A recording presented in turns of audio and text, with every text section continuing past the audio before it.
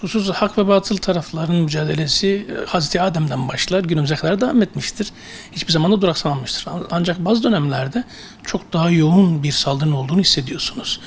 Bu son 10 seneyi aşkındır ki süreçte çok aşırı saldırıdan olması, insanların yoğun bir şekilde İslam'a tanışmasından kaynaklı kendi özgürlüklerinin farkına varmaları, iradelerini kullanmaya başlamalarıyla olmuştur. Bu anlamda İslam ve Müslümanlar bu işin merkezindedir.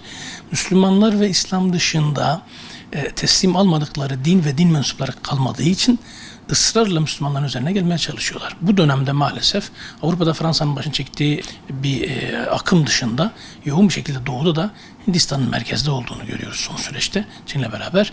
Hindistan Müslümanların öldürülmesine kadar varan çok aşırı vahşi politikalarına bunu da eklemesi Hindistan çok ciddi bir sıkıntıyla karşı karşıya olduğunu gösteriyor.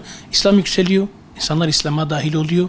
Müslümanların ve İslam'ın varlığı, insanların özgürlüklerine sahip çıkmaları, ezilmişlerin baş kaldırmaları anlamına geldiği için bu gibi şeylerin daha fazla devam etmesini bekliyoruz.